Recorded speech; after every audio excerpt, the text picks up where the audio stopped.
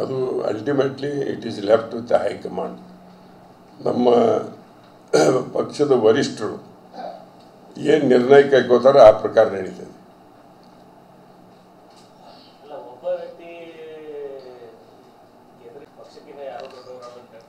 ಪಕ್ಷಕ್ಕಿಂತ ಯಾರು ದೊಡ್ಡವರಲ್ಲ.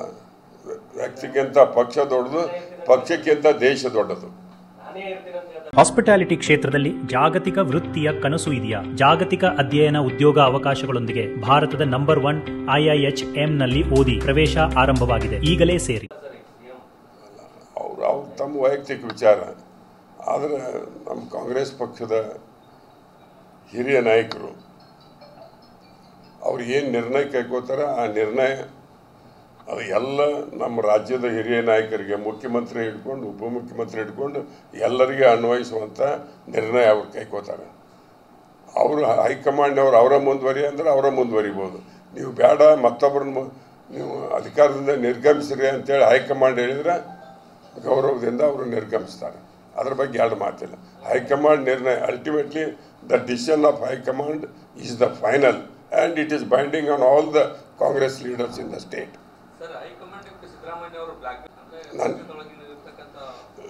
ನನಗೆ ನೋಡ್ರಿ, ಹೈಕಮಾಂಡ್ ಬ್ಲ್ಯಾಕ್ ಮೇಲ್ ಮಾಡೋರು ಇನ್ನೂ ಯಾರೂ ಹುಟ್ಟಿಲ್ಲ. ನನಗೆ ಅನ್ಸಿದ ಮಟ್ಟಿಗೆ ಅವರು ಹೈಕಮಾಂಡಿಗೆ ಬ್ಲ್ಯಾಕ್ ಮೇಲ್ ಮಾಡ್ತಾರಂತ ನಾ ಏನು ಭಾವಿಸಿಲ್ಲ. ಬ್ಲ್ಯಾಕ್ ಮೇಲ್ ಮಾಡೋಕ್ಕೆ ಸಾಧ್ಯವೂ ಇಲ್ಲ ಯಾರಿಗೂ.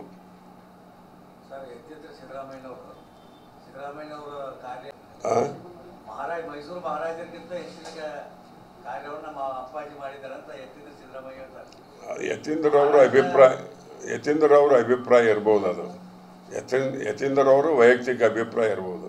ಬಟ್ ನಲವಡಿ ಕೃಷ್ಣರಾಜ ಒಡೆಯರು ಮಾಡಿದಂಥ ಕಾರ್ಯ ಇವತ್ತು ನೋಡಿ, ದೇಶಕ್ಕೆ ಸ್ವಾತಂತ್ರ್ಯ ಬರೋಕ್ಕಿಂತ ಪೂರ್ವದಲ್ಲಿ ಕನ್ನಂಬಾಡಿ ಅಣೆಕಟ್ಟು ಕಟ್ಟಿದವರು ಅವರು.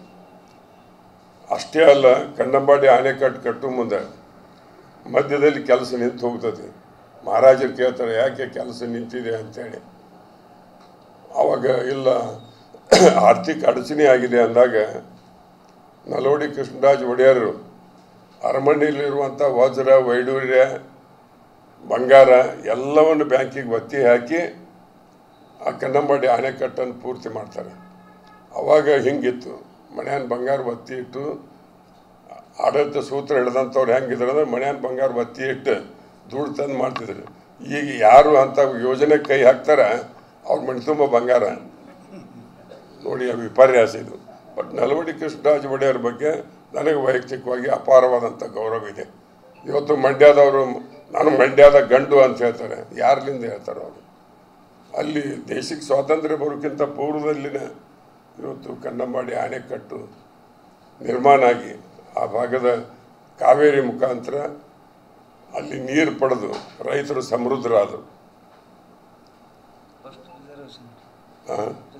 ಮತ್ತು ಅಷ್ಟೇ ಅಲ್ಲ, ಈ ರಿಸರ್ವೇಷನ್ಗೂ ಕೂಡ ಅವರು ದೊಡ್ಡದಾದಂಥ ಆಗಿನ ಕಾಲಕ್ಕೆ ದೊಡ್ಡದಾದಂಥ ಕೊಡುಗೆ ಕೊಟ್ಟಿದ್ದಾರೆ. ಸಾಮಾಜಿಕ ನ್ಯಾಯದ ಹರಿಕಾರರಾಗಿಯೂ ಕೂಡ ನಲವಡಿ ಕೃಷ್ಣರಾಜ ಒಡೆಯರು ದೊಡ್ಡ ಕೆಲಸ ಮಾಡಿದ್ದಾರೆ.